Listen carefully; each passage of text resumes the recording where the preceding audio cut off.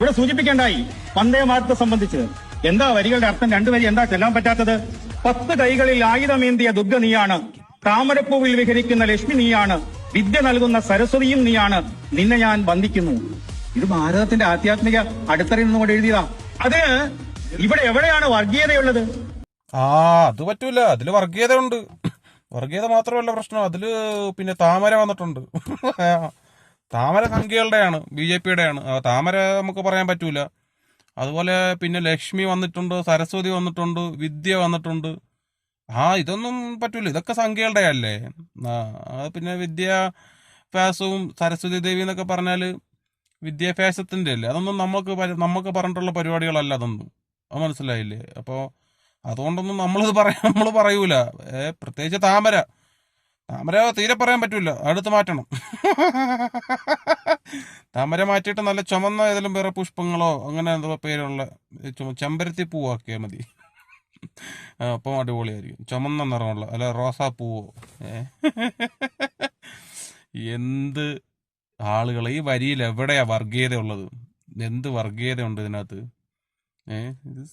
ഇതിനകത്ത് എന്താണെന്ന് എനിക്ക് മനസ്സിലാവുന്നില്ല. എന്തുകൊണ്ട് ഇവർക്ക് ഇത് പാടാൻ കഴിയുന്നില്ല? ഇതിനു വേണ്ടി കിടന്ന് എന്തിനിങ്ങനെ പ്രശ്നം ഉണ്ടാക്കണം?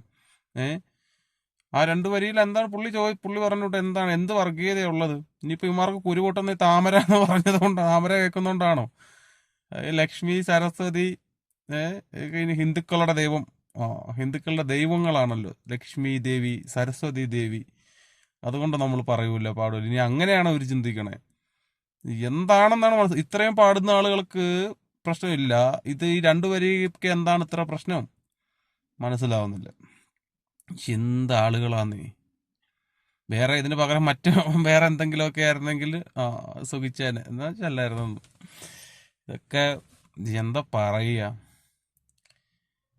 ഇവിടെ പാടും, ഇവിടെ പാടുകയും ചെയ്യും, പാടിപ്പിക്കുകയും ചെയ്യും. അത് മനസ്സിലായല്ലോ. കഴിഞ്ഞ ദിവസം സ്വാതന്ത്ര്യദിനത്തിന്റെ മനസ്സിലായല്ലോ. അങ്ങ് ഡൽഹിയിൽ വരെ ആളുകൾ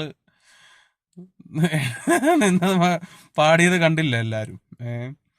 അപ്പോൾ കുരു പൊട്ടിക്കുന്നവന്മാരും പിന്നെ വർഗീയതയാണെന്നും മറ്റേതാന്നൊക്കെ പറയുന്ന ആളുകളോട് പറയാനുള്ളത്, നിന്നെ കൊണ്ടൊക്കെ അല്ല, നിന്റെയൊക്കെ തന്തമാരെയും കൊണ്ട് വരെ ഇവിടെ പാടിക്കും. മനസ്സിലായില്ലേ?